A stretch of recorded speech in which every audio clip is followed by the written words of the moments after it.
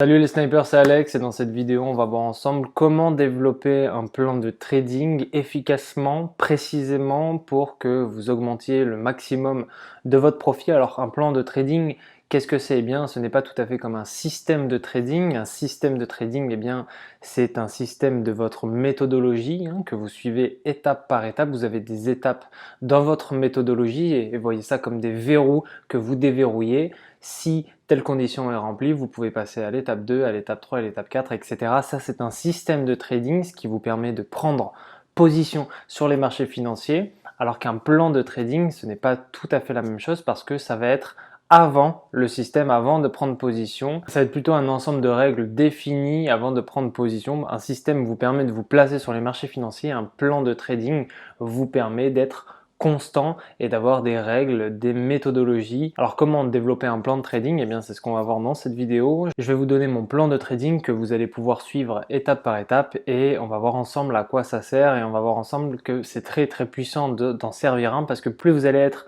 méthodologique et précis dans vos règles à respecter, et bien plus vous allez faire de profit sur les marchés financiers. Le plus grand problème des traders qui se lancent, ça va être de faire face à un monde complètement illimité quand on arrive en trading et on ne sait pas trop où donner de la tête. Ça sert à ça un plan de trading, ça sert à nous contenir et à nous faire respecter un ensemble de règles. La première chose que vous devez faire pour créer votre plan de trading, ça va être de considérer votre time frame et sur quoi vous souhaitez trader. Je le répète assez souvent, mais quand vous démarrez votre analyse, vous ne démarrez pas tout de suite sur l'unité de temps, sur le time frame de votre style de trading. Par exemple, si vous êtes en day trading, vous n'allez pas faire votre analyse complètement sur du H1. Vous allez plutôt commencer par du D1, ensuite descendre en H4 et ensuite descendre en H1. Et c'est exactement ce qu'on va faire ici pour la première étape. Eh bien, c'est qu'on va déterminer notre style de trading et notre analyse qu'on va pouvoir effectuer sur l'ensemble des unités de temps. Si vous allez vous positionner en D1, en day trading par exemple, eh bien, rien ne vous empêche de commencer en D1, H4 et de faire votre analyse sur un multi-time frame. Et c'est exactement ce qu'on va faire ici, c'est qu'avant de pouvoir prendre position, déjà on va déterminer notre style de trading. C'est important parce que votre style de trading en fait va déterminer la durée de vos positions. Si vous souhaitez faire de l'argent rapidement par exemple, eh bien vous allez plutôt opter pour un style de trading en day trading, c'est-à-dire que vous allez tenir votre position de quelques heures à un jour. La deuxième chose à faire pour développer votre plan de trading, une fois que vous avez déterminé votre style de trading, eh bien, ça va être de considérer votre money management. Votre money management, c'est surtout votre risque. Il doit être selon moi entre 1 et 3% de votre capital de départ si vous êtes débutant. Pour moi, un risk management, un money management, eh bien, il ne doit pas être fixe dans le temps. Je m'explique. La plupart des traders, la plupart des gens sur internet vous disent oui, il faut toujours miser 1% de votre money management. Moi, je ne suis pas tout à fait d'accord. Cela s'applique aux débutants, bien entendu, mais je ne suis pas tout à fait d'accord parce que c'est en fonction du niveau, pour moi, de l'expérience qu'on a sur les marchés financiers. En tant que débutant, vous devez miser 1% de votre money management, il n'y a aucun doute.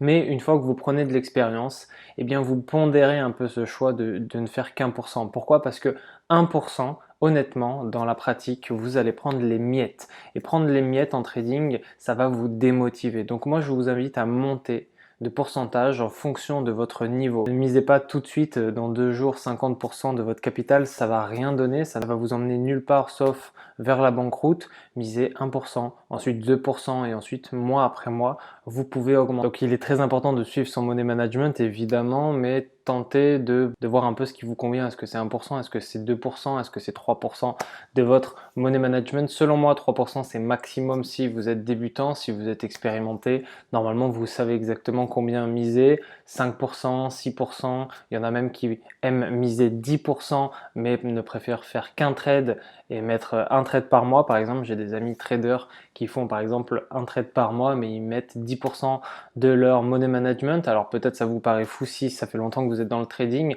mais c'est leur manière de procéder, c'est leur manière aussi de se motiver. C'est-à-dire qu'à un moment donné, ils vont se dire ok, je fais un trade, mais par contre, eh bien, je vais faire en sorte de ne pas prendre que les miettes dans ce trade. Donc, c'est chacun sa manière de voir le trading. Est-ce que vous préférez rafler la mise et faire le jackpot, ou alors est-ce que vous préférez manger petit à petit, brique par brique, et construire un capital de départ assez conséquent? C'est très important de faire la part des choses et de pondérer un peu ce chiffre qui est toujours, je vois partout, il faut mettre 1% de son capital. Honnêtement, avec 1%, si vous démarrez avec 100 € ou même 1000 €, vous allez prendre les miettes. Donc je récapitule, une fois que vous avez déterminé l'unité de temps sur laquelle vous tradez, votre money management, maintenant vous allez considérer la condition de marché sur lequel vous vous trouvez. Est-ce qu'il est en tendance ou est-ce qu'il est en zone de consolidation? C'est très important de repérer les deux parce que ça va vous permettre d'adapter votre stratégie en fonction de l'ambiance de marché, de la phase de marché sur lequel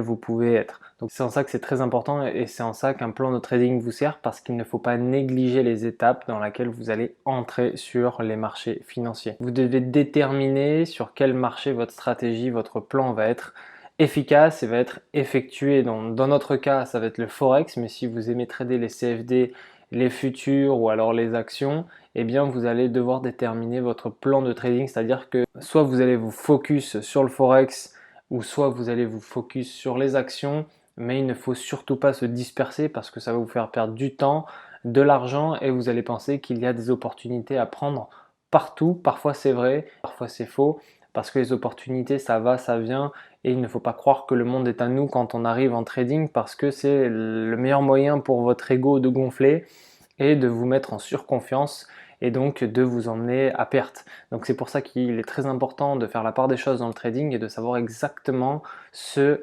sur quoi vous allez vous mettre le matin quand vous allez trader. Cinquième étape, ça va être de déterminer son entrée et c'est le plus important selon moi parce qu'il va falloir faire attention au pullback, faire attention à la contre-tendance, faire attention aux risques que vous pouvez prendre. Est-ce que vous pouvez vous permettre d'engager un risque parce que le mouvement est en train de casser une structure, un support ou une résistance? Pour moi, c'est le meilleur moment, c'est le plus important parce qu'en tant que sniper, on essaye de se placer avec un risque minimum, avoir un peu de drawdown, c'est-à-dire avoir un négatif qui est assez petit et de faire en sorte d'avoir la meilleure entrée possible avec le plus de positif. C'est pour ça qu'une entrée pour moi c'est très important et je vous ai montré des vidéos comment vous placer exactement, avoir un bon ratio de trades gagnants. C'est limite le plus important parce qu'un sniper, un trader expérimenté se doit de bien se placer pour avoir le minimum de négatifs. Si vous tradez à la hausse, la tendance est haussière, vous tradez à la hausse n'importe où, il y a de grandes chances que vous allez vous manger un rebond et ça va toucher votre stop loss ou alors vous allez avoir une position qui est en perte, ça va psychologiquement vous dérouter, vous allez fermer la position et en fait vous allez vous rendre compte que votre analyse était bonne et que le marché repart à la hausse. Donc c'est en ça que c'est très important de bien déterminer son entrée avant de se placer sur les marchés financiers. La sixième étape c'est le stop loss, donc toujours en dessous du support ou de la résistance précédente. Il faut qu'il soit toujours un peu plus en retrait du marché parce que s'il est trop serré, le prix du marché va toucher votre stop loss. Et nous, c'est pas ça qu'on cherche. On cherche que ça soit un filet de sécurité, mais que ça soit pas non plus un rempart au profit. Et donc, c'est pour ça qu'il va falloir aussi le mettre un peu plus loin des marchés. La sixième étape va avec la septième étape parce que la septième étape, c'est le take profit. Et toujours, votre take profit, il doit avoir un risque bénéfice intéressant pour vous parce que si vous commencez à vous placer sur les marchés financiers avec un profit qui va être nul ou qui va être très moyen ou très maigre, eh bien vous ne pouvez pas vous permettre de prendre autant de risques que votre bénéfice va accepter. Ça n'a aucun sens de se placer sur les marchés financiers quand vous avez un petit risque, quand vous avez un gros risque alors que votre bénéfice il est petit, c'est pas intéressant, ça va être beaucoup d'efforts pour rien et ça va vous emmener à 80-90% des chances en perte. Ça va être de bien placer son take profit pour avoir un bénéfice plus grand que son risque. Petite astuce, quand vous mettez votre TP, il faut qu'il soit fixe, d'accord? Comme votre stop loss, ne les déplacez jamais parce que ça va être une contrainte psychologique et si vous déplacez votre stop loss alors que le marché tombe, eh bien là vous ne tradez plus avec analyse mais vous tradez avec impulsivité et l'impulsivité ça met nous dans le mur. Le take profit c'est la même chose, ne le déplacez pas parce que ça va montrer surtout une psychologie de gourmandise. Ça veut dire que vous êtes gourmand et vous voyez que le prix touche votre stop loss et bien qu'il touche votre stop loss. Encaissez les gains avec votre stop loss, ne le décalez pas plus haut, ça ne va rien donner et c'est pas ça qui va vous faire avoir encore plus de profit. Au contraire, la gourmandise, ça va vous mener nulle part. Si le marché se retourne et que vous n'avez pas encaissé vos gains, et bien là, vous serez un peu dégoûté. Donc c'est très important. Et petite astuce, quand vous mettez votre take profit, mettez ce qu'on appelle un trailing stop, un break-even, c'est-à-dire c'est un filet de sécurité, ça veut dire c'est votre stop loss automatique qui va grimper en positif. Et donc si vous êtes par exemple comme moi souvent loin des ordinateurs, et bien si le marché se retourne, et bien grâce au trailing stop, vous allez pouvoir encaisser vos gains. On arrive à la fin de cette vidéo les snipers. J'espère que je vous aurai aidé à créer votre plan de trading. Le plan de trading, qu'est-ce que c'est? Eh bien, ce sont des étapes, comme le système de trading qui vous permet de vous placer sur les marchés financiers. Un système de trading, ça va être les étapes de votre stratégie. Un plan de trading, ça va être les étapes de votre analyse. Ok? Il y a une petite nuance et c'est très important de respecter les deux et d'en avoir un. Pourquoi? Parce que quand vous suivez des règles, eh bien, c'est plus simple pour vous ensuite d'être constant et d'avoir toujours des profits. J'espère vous avoir aidé à développer votre plan de trading, c'est très important et ça peut vous permettre d'éviter la banqueroute dans tous les cas. Si vous souhaitez devenir un sniper, il y a 1 heure de formation offerte, lien dans la description. Et pour tous ceux qui sont déter, eh bien on se retrouve dans le lobby. Ciao!